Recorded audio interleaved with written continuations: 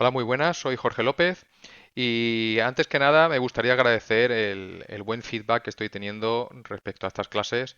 Y bueno, como ya dije en su momento, estas clases las hago para todo tipo de personas, ni mucho menos van dirigidos para arquitectos exclusivamente. De hecho, pues lo que pretendo con estas clases es difundir la arquitectura y difundirla a la mayor cantidad de gente posible. Dicho esto, retomamos ya las clases después de algún tiempo. Y vamos a tratar el tema de la luz. La luz en arquitectura, la verdad que a la hora de abordarla me ha costado un poco, porque se pueden dar tantas clases hablando solo de la luz bueno, que es difícil sintetizar lo principal, ¿no? Entonces vamos a hablar, en principio, vamos a ver algunas frases de grandes arquitectos al respecto de la luz. La primera, pues bueno, todo ampliamente conocida, la arquitectura es el juego sabio, correcto y magnífico de los volúmenes bajo la luz, ya lo dijo Le Corbusier. La arquitectura es la ordenación de la luz, la escultura es el juego de la luz, de Antoni Gaudí. Y por último, no puedo definir el espacio como tal si no tiene luz natural. ¿De acuerdo? En cierto modo, la luz define los volúmenes y también define el espacio. Hablar de volumen, forma y espacio es algo pues que está totalmente ligado y unido entre sí. Es muy difícil entender la arquitectura o un espacio arquitectónico si no hay luz natural. Entonces, bueno, yo sé que a lo mejor hay auditorios o hay algún recinto que no recibe luz, pero como bien dice Louis Kahn, definir un espacio arquitectónico sin luz natural, a mí por lo menos personalmente me resulta complicado. El diseñador de interiores, bueno, de iluminación interior, de nombre impronunciable, pero bueno, ahí lo tenéis. La luz controla a la gente, el comportamiento y las emociones de la gente. Puede hacerla aún más feliz. En mis proyectos de iluminación pienso en la gente, en lo que están haciendo, en lo que hacen aquí y en por qué lo hacen. Me pongo en el lugar de la gente que trabaja en ese lugar. Es interesante ver cómo condiciona el tipo de iluminación, ya no solo natural, sino también artificial, eh, en función de las actividades. De hecho, una forma interesante de pensar en arquitectura o en un proyecto de arquitectura es pensar en vez de en usos, en actividades que se llevan a cabo dentro de ese edificio.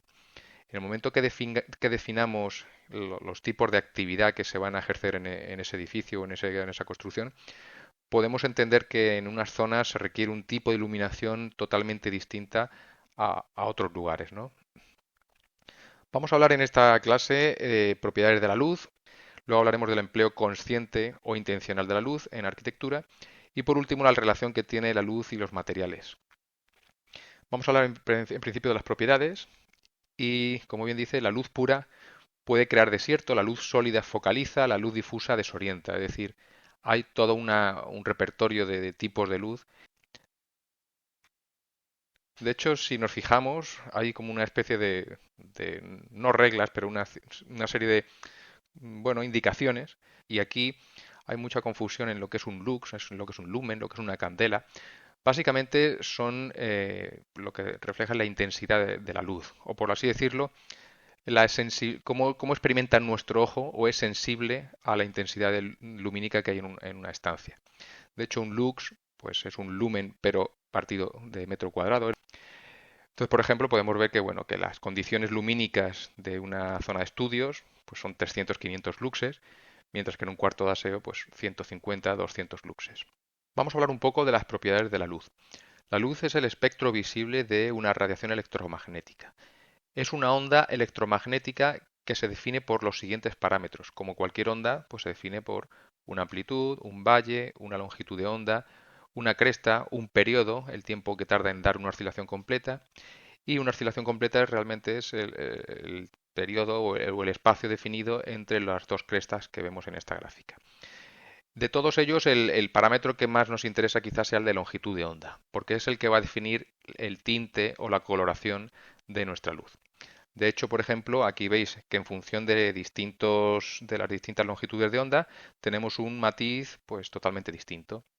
De ahí viene que muchas veces, pues bueno, el atardecer sea anaranjado, el mediodía sea una luz más blanca, etcétera. Como ya sabéis, la luz experimenta dos tipos de propiedades, la reflexión y la refracción. De las dos, la que vamos a centrarnos es principalmente en la refracción, más que nada para entender porque un atardecer es más cálido que un amanecer o que un mediodía. Como veis en la gráfica de la izquierda, la luz experimenta un cambio de velocidad y de dirección al atravesar o al pasar de un medio a otro. Algo parecido ocurre cuando la luz viaja desde el vacío a nuestra atmósfera. Al entrar en la atmósfera, pues ahí recibe, bueno, empieza a mezclar pues con el polvo, la humedad, las gotas de lluvia, etcétera, y experimenta pues ese cambio tanto de ángulo como de variación de velocidad. Y a partir de ahí, pues eso es la relación, lo que se denomina la ley de Snell, relaciona esa variación de velocidades con los ángulos que forman con la normal de la superficie. De tal manera que eso es lo que se denomina el índice de refracción. La luz sólida en arquitectura pues se puede utilizar para definir ciertos tipos de espacio y también utilizaremos la luz difusa. Principalmente serían estos dos los grandes tipos de luz. Podemos entrar en matices, luz más cálida, luz más fría, etcétera, pero principalmente los tipos de luz que podemos controlar son luz sólida y luz difusa, ¿no? A veces, como pone aquí, se necesita definir un lugar o indicar hacia dónde ir. Entonces utilizaremos un tipo de luz más sólida, más concentrada. Y a veces simplemente se trata de iluminar o matizar materiales o crear una cierta atmósfera, ¿no?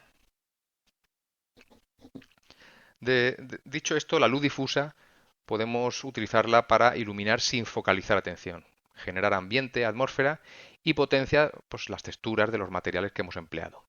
Sin embargo, la luz sólida pues, se utiliza principalmente, en ella se pierden los tonos medios, la luz se vuelve más protagonista incluso que el propio espacio o los propios materiales, realza espacios en sombra y bueno, muchos arquitectos, como vamos a ver uno de los ejemplos al final de la clase, lo utilizan para realzar los espacios o el paso del tiempo. Es decir, cuando el arquitecto o la arquitectura juega con dos, tres materiales como mucho, es decir, básicamente basa toda su arquitectura en simplificar los materiales al máximo para dar más protagonismo a lo que es la luz. También se utiliza para remarcar contornos y realzar la textura, la rugosidad de muchos materiales. Igual que antes hablábamos de que potencia más que las texturas, el albedo o el color, matiz de los materiales.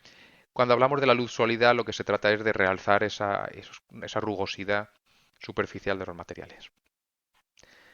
Para entender la luz voy a partir de la pintura. Como principalmente me he movido muchos años en este ambiente, pues entiendo que, por ejemplo, una buena forma de utilizar la luz es para focalizar la atención, ¿de acuerdo? Lo que hemos hablado antes de la luz sólida, por ejemplo. Entonces, analizando las ventanas de Rembrandt, sí se puede ver pues un claro uso intencional de la luz sólida. Y nos da incluso una hora del día muy concreta, o sea, nos da una hora del día, nos focaliza la atención y por supuesto la mirada se va en primer lugar a la zona protagonista, ¿no? Seguimos con las ventanas de Rembrandt y por ejemplo aquí está claro que lo que reclama es toda la atención en lo que está ocurriendo con esas cuatro personas. Es lo primero que vemos. De hecho luego ni nos daremos cuenta, bueno, porque abajo a la derecha parece que hay un perro, etcétera, pero nuestra vista capta totalmente la atención en esa luz entrando por la ventana y esas caras de los protagonistas. Aquí, sin embargo, lo primero que hemos mirado es esa mirada de este señor y que posteriormente, bueno, pues ya vamos mirando y vamos viendo la relación que existe entre esa mirada y la estatua y lo que observa. Pasamos al romanticismo de principios del siglo XIX. El romanticismo propone, entre otras muchas cosas, la vuelta a lo antiguo. Surge un sentimiento nostálgico, de añoranza, y de algún modo en todas las pinturas pues empiezan a ver pues esos tintes de cierta atmósfera melancólica o que reclama una vuelta a algo pasado, como si el pasado fuera algo mejor, ¿no? Entonces, por ejemplo, en arquitectura se da, y en jardinería también, el diseño de jardines, el pintoresquismo, se dan visiones parciales, donde hay que recorrer los espacios para entenderlos. Todo esto está muy vinculado a la arquitectura inglesa de principios del siglo XIX. Aquí el observador necesita recorrer los espacios para ir poco a poco descubriéndolo y aún así no logra entender del todo la globalidad del espacio. En pintura de nuevo se da ese ambiente de atmósfera, de nostalgia. Y aquí, pues de nuevo, vemos en primer plano el tren y luego nuestra vista poco a poco va descubriendo pues las pequeñas sutilezas que van ocurriendo en torno al protagonista. Aquí, por ejemplo, está claro que sí que utiliza una luz muy focal que se centra bueno, en el barco. Y si os dais cuenta, la pintura va cambiando y va volviéndose cada vez más tirando hacia el impresionismo. Se pierde la definición del barco se pierde, y lo que se busca es encontrar esa atmósfera más que el barco y la definición absoluta de los protagonistas del cuadro. Aquí, por ejemplo, pues está claro que es casi un impresionismo total. Aquí nuestra vista va recorriendo, pues empieza por un lado, luego va intuyendo otras zonas, pero lo que se observa en el cuadro es en general una atmósfera global. De nuevo aquí, pues vamos recorriendo con la mirada distintos puntos focales para ver más o menos pues un ambiente. En cuanto a la arquitectura, bueno, esta luz, todo esto que hemos visto en pintura, también se puede utilizar en arquitectura.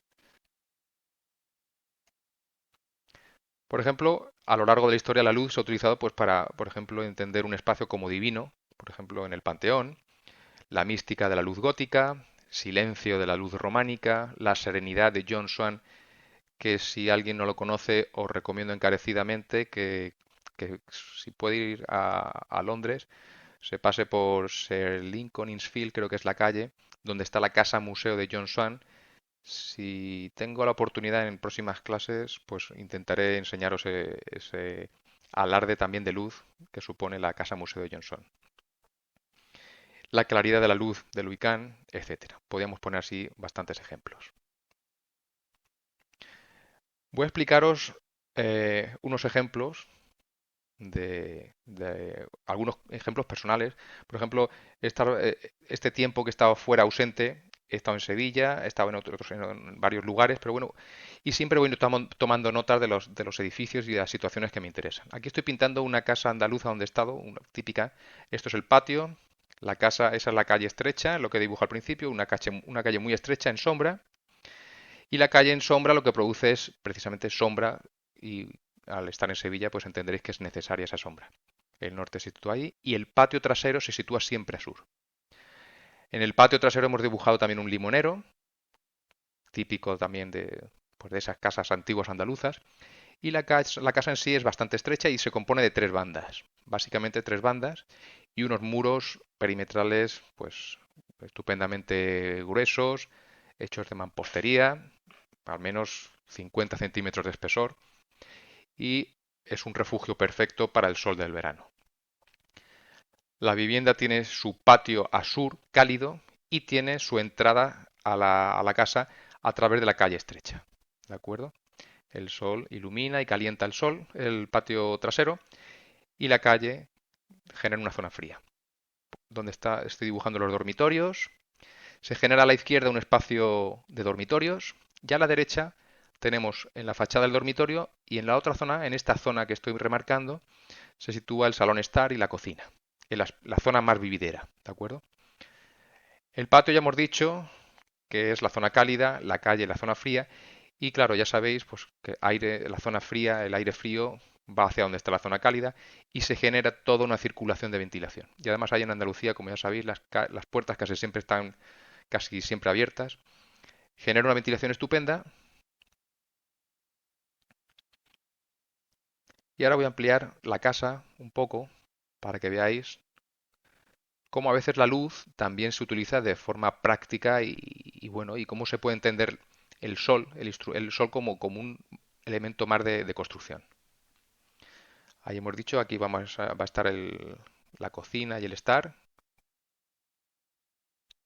Yo siempre digo que siempre que os interese un espacio, siempre tenemos que llevar como una libretita de apuntes, donde todos los espacios donde estamos a gusto o apuntar por qué estamos a, es decir, una labor de análisis de analizar por qué estamos a gusto en cierto lugar o por qué no estamos a gusto en otros lugares. Aquí estamos dibujando pues eso, el perímetro, todo el muro de mampostería bien gordo, con una inercia térmica estupenda que lo que hace es conservar la temperatura interior frente a la exterior. Y a continuación, en la zona central, hemos dicho que se produce esa ventilación estupenda de patio a calle, pero en la zona superior de esa corriente, de esta flecha, hay lo que ellos denominan un ojopatio, o un ojopatio o un lucernario amplio, donde encima del cual, eso sería el patio del limonero, y en la zona central, en este eje, si hacemos esta sección, mirando para allá, veremos el lucernario, ellos lo llaman el ojopatio, típico de todas las casas andaluzas, que ya hablaremos ahora de dónde viene el origen de ese ojopatio, por supuesto de Roma, que son los grandes creadores de... Y bueno, esta sería la sección, lo que he dibujado a la izquierda es la zona de patio, esta es la calle estrecha, la fachada frontal, y a partir de aquí, por supuesto, ahí estaría el ojopatio. Si veis, se genera una zona de ensombra superior, porque claro, aquí las alturas son de 3,5 metros más o menos, y se genera una zona en sombra superior que realza todavía más la luz difusa que viene del lucernario. El sol calienta la zona de patio y aquí vamos a generar el lucernario, encima del cual se sitúa una pequeña linterna o una pequeña vidriera, también por supuesto practicable y que se puede abrir, pero con ello lo que conseguimos es calentar todavía más el sol que penetra por aquí. El sol penetra y en la zona de vidrios ese aire se calienta más todavía. De tal manera que el aire frío discurre al patio, pero por supuesto el aire frío, en cuantito ve ese núcleo de calor, ventila también superiormente. Se genera, es decir, ese ojo patio lo que genera es una fuente de iluminación y de ventilación estupenda para estar en el interior súper pues súper a gusto, súper cómodo, ¿no? Entender por qué los edificios funcionan es algo totalmente necesario. Al margen, de hecho, lo que estoy intentando con este ejemplo es entender que esto es arquitectura, ¿de acuerdo?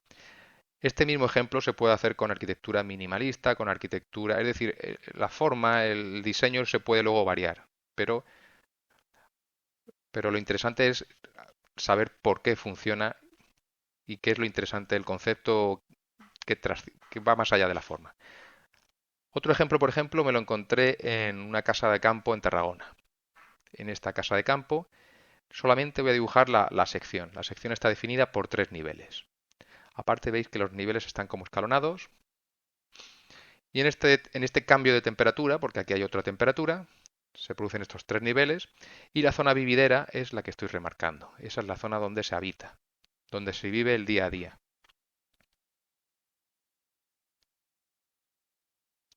Esta sería la zona del espacio vividero. Y en el nivel inferior, pues se situarían los establos, el ganado, es decir, toda una fuente de calor para el invierno. Si os dais cuenta, abajo tenemos la zona de calor y arriba tendremos la zona de almacenamiento de grano, que como entenderéis, por supuesto está totalmente ventilada y donde se almacena pues el trigo, el grano, de tal manera que genera una cámara de aire, totalmente una cámara de aislamiento térmico, que nos protege del, del sol. Hay que entender que en esta zona pues hay veranos muy calurosos e inviernos muy fríos, por lo cual de todos pues hay que protegerse tanto de uno como de otro. Entonces esto es la magia de la arquitectura vernácula tradicional que se ha ido pues bueno pasando de padres a hijos, de tal manera que funciona perfectamente año tras año pues va funcionando, ¿no? El calor pasa para arriba, el aislamiento térmico lo tenemos arriba y como ya sabéis pues el aire caliente fluye o tiene menos densidad y por lo tanto asciende y va hacia las zonas más, más frías.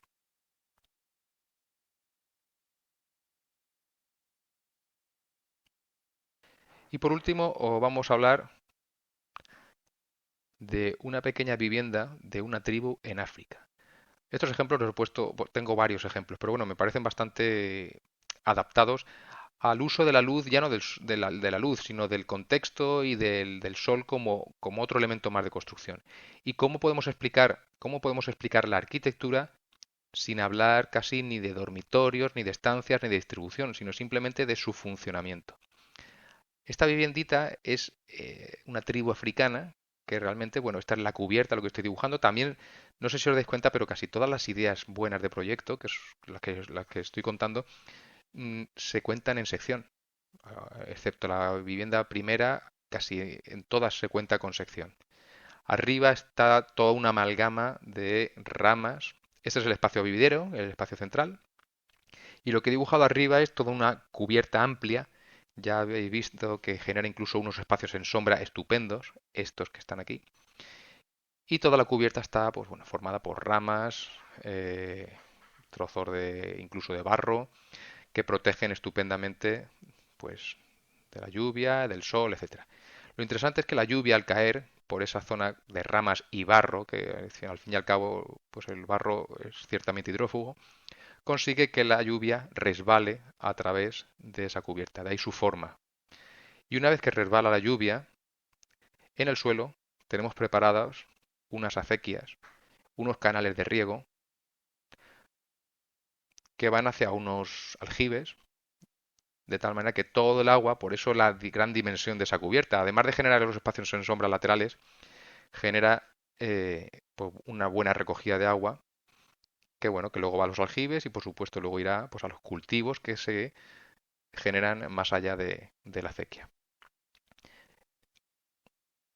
A ambos lados, como ya he dicho, se generan unos espacios estupendos en sombra. Tened en cuenta que en esos espacios en sombra tenemos, por un lado, sombra, por otro lado, frescor del agua discurriendo con la acequia. Y por otro lado, como ahora veremos, tenemos un espacio estupendísimo que se nos abre hacia el horizonte. Si os dais cuenta, el paisaje de África pues es casi siempre horizontal. De hecho, los típicos árboles también de África pues son incluso tienen ese tinte o esa horizontalidad estupenda. Entonces lo que voy a dibujar a continuación es, pues bueno, cómo este espacio, aparte de funcionar, como estoy explicando, no solamente funciona, sino que estéticamente genera un espacio pues muy interesante y muy agradable. Si nos situamos en esos espacios servidores 2 que he puesto aquí en los laterales y proponemos, pues bueno, sentarnos por aquí, por ejemplo, podemos imaginaos que aquí estamos sentados en una hamaca y estamos disfrutando del horizonte. Si analizamos lo que vemos ahí, pues veremos que se nos abre un paisaje estupendo. Este paisaje, pues vamos a intentar simplificarlo. La arquitectura sin dibujo, pues la verdad que como estáis viendo, yo explicar arquitectura sin dibujar es muy difícil. Ahí estaría la acequia, lo que he dibujado abajo, esta sería la línea de horizonte, y bueno, en el horizonte pues podríamos ver algún tipo de así de arbolillo horizontal, ya sabéis, es los típicos árboles de África, el típico atardecer, muy sencillo.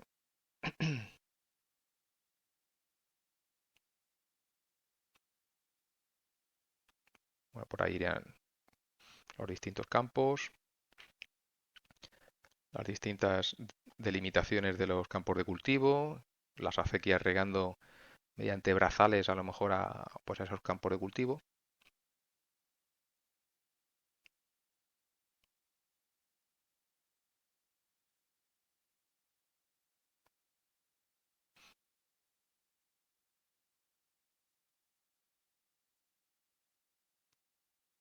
Ese atardecer típico. Y lo más interesante, como una de las herramientas que ya he explicado muchas veces es la necesidad que tenemos de enmarcar el paisaje. Y en este caso está claro que lo enmarcamos estupendamente con la sombra generada por la cubierta superior, esa cubierta que hemos hecho y que recoge el agua, nos genera una sombra, y a su vez la sombra inferior de esa cubierta también nos generan dos planos oscuros, dos planos que lo único que hacen es pues, un poco como cuando hacemos el viñeteado en las fotos, ¿no? Enmarcan la atención total en el horizonte, ¿de acuerdo? Y de este modo pues tenemos perfectamente definido el marco para nuestro paisaje africano.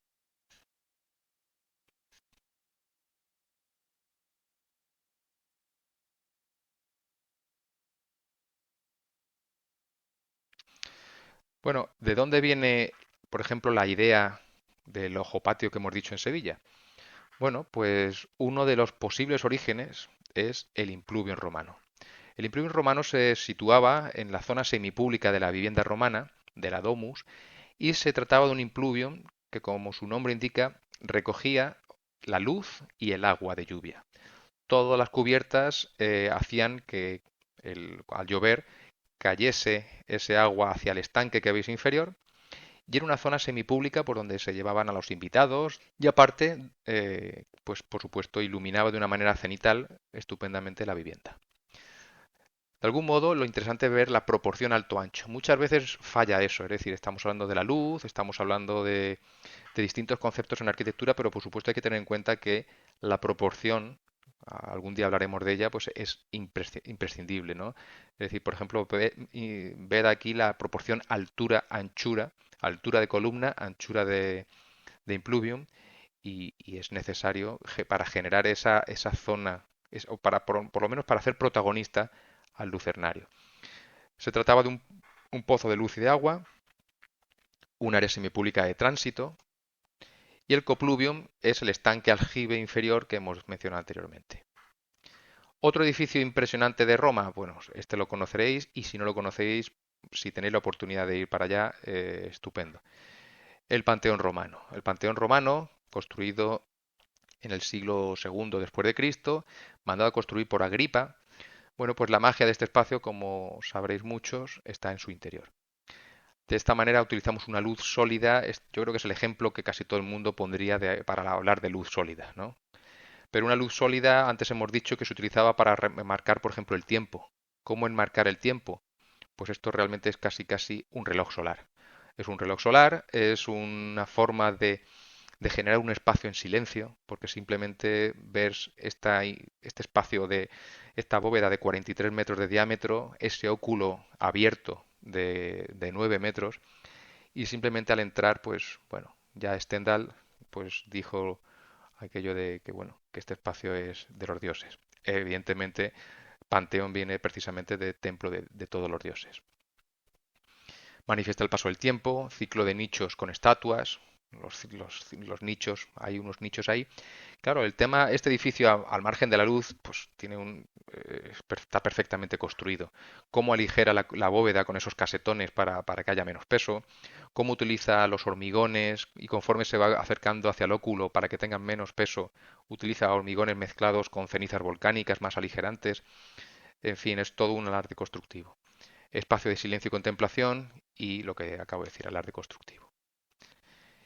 Y por otro lado, en el exterior, hablando del arte constructivo, bueno, como tiene esos nichos y el muro, el espesor del muro, en algunas zonas se va ensanchando, se va abriendo, etcétera, pues lo que veis a la derecha son arcos de descarga que se hicieron precisamente para evitar las zonas más débiles que se fisuraran.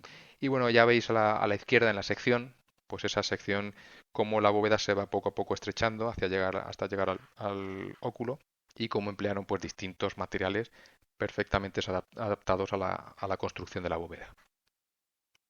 En este caso vamos a hablar, pues, no sé, una iglesia románica. Siempre sabéis, bueno, básicamente la gran diferencia del románico respecto del gótico es la masa. La masa, pero la masa no porque tuviesen una idea intelectual de la masa, sino simplemente porque el tipo de construcción, yo creo que en ambos estilos es la construcción la que manda o la que predomina incluso por encima de la idea.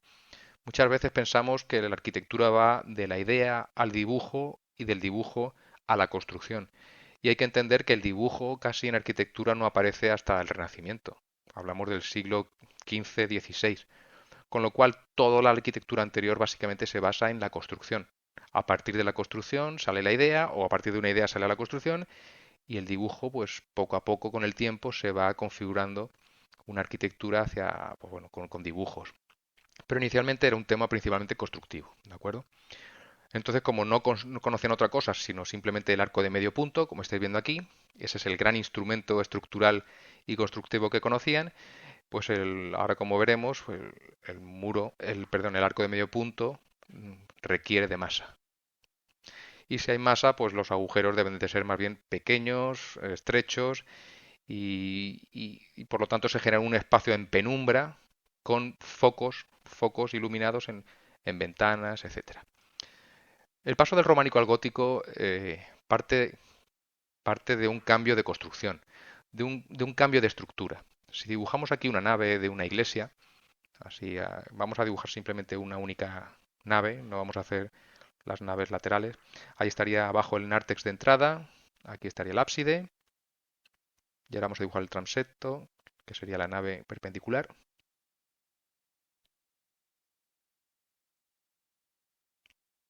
Y bueno, el problema es cómo soportar la bóveda, ¿no? La nave principal. Estos serían los arcos fajones. Los arcos fajones son los que van conformando la nave principal y, pues como no conocen otra cosa, serán de arcos de medio punto. Estos son los arcos fajones que como lo único que conocían en el románico pues era el medio punto, pues bueno. En las otras naves o en los laterales estarían los arcos formeros. Pero bueno, el tema principal lo tenían aquí, ¿no? En el crucero. Cuando ahí pues resulta que tenían luces estupendas y casi siempre fallaban, pues porque claro, el arco de medio punto, como ahora veremos, requiere de masa lateral para contrarrestar los empujes laterales. Y en ese punto del crucero la clave pues fallaba. Si os dais cuenta, en ese punto crucial de cruce entre naves se produce lo que se denomina una bóveda de arista. Una bóveda de arista se produce cuando una nave, formada por arco de medio punto, intersecta con otra nave también de medio punto, como lo que estoy dibujando o intentando dibujar. Ahí esto sería lo que se denomina una bóveda de arista. Ahí tenían problemas constructivos, pues bueno, pues porque lateralmente no podían construir grandes machones y a veces pues se caían, se fisuraban. De hecho, pues normalmente ahí lo que hacían era aligerar arriba con alguna linterna y todo parte de el mecanismo constructivo de arco de medio punto. El arco de medio punto bueno, es todo un alarde constructivo cuando se inventa, pero tiene un pequeño problema, y es que si tenemos aquí empujes que van recayendo sobre ese arco de medio punto, pues en los encuentros en el suelo, en la cimentación, resulta que tenemos unas reacciones finales pues ligeramente inclinadas. Es decir, si te das cuenta, estos empujes o estas fuerzas que llegan al terreno tienen una componente vertical que el terreno las asume, pero la componente horizontal de esa fuerza es difícil de contrarrestar a no ser que pongamos lateralmente en esas reacciones en X, se controlan simplemente con masa y con peso lateral. Por eso tienen que ser muros gordos, laterales y masivos. De ahí surge pues esa arquitectura masiva y pesada. Eso básicamente es el instrumento básico del románico, ese arco, el arco de medio punto. Y de ahí sale ya pues toda la ideología de masa, de peso, de pequeños huecos, huecos abocinados, etcétera. Pero alguien se dio cuenta que en estas diagonales de aquí, que son precisamente las que más luz tienen, se podían poner esos arcos de medio punto. Es decir, si en esas diagonales colocamos esos arcos de medio punto, pues a alguien se le ocurrió ponerlos allí, formando esas diagonales, y ocurrió pues el milagro que luego desembocó en el gótico. Vamos a intentar dibujar ese nuevo crucero. Tendríamos en una diagonal un arco de medio punto y en la otra diagonal otro arco de medio punto. Lo que ocurre a continuación es que las naves, la nave principal en este caso, si la miramos así, si miramos un arco de medio punto en diagonal, lo que surge realmente, vamos a hacerlo aparte, es que si vemos ese arco de medio punto en la diagonal, surge una bóveda parabólica. Un arco parabólico o lo que se denomina un arco apuntado. Empieza ya la arquitectura gótica. A continuación, si ponemos las cargas sobre ese arco apuntado, la reacción que nos llega al terreno ya no es tan horizontal. Ya casi es vertical. De tal manera que ahora la fuerza horizontal que sale aquí es mínima y es perfectamente controlable pues ya sin necesidad de masa y de grandes muros. Simplemente con la colocación de otros nervios, llamados arbotantes, como ahora veremos, pues se puede controlar pues el empuje lateral mínimo que pueda haber en, en esas bóvedas. De algún modo, pues si os dais cuenta, estamos volviendo a lo de siempre, lo que hemos dado clase tras clase tras clase. Gravedad, materia, ligero, pesado, cueva, nido, estereotómico, tectónico, etcétera. La lucha que casi siempre ha habido en arquitectura.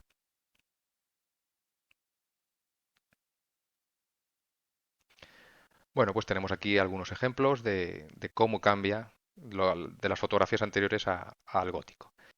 Está el claristorio de la Catedral de León, el tipo de luz, por supuesto, que cambia, los empujes intentan conducir hacia la vertical.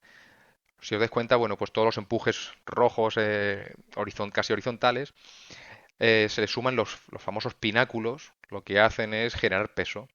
Si a una fuerza ligeramente diagonal como las rojas le pones unas fuerzas verticales a través de esos pináculos o esas masas que hay superiores, lo que consigues es desviar más hacia la vertical a las fuerzas laterales, ¿no?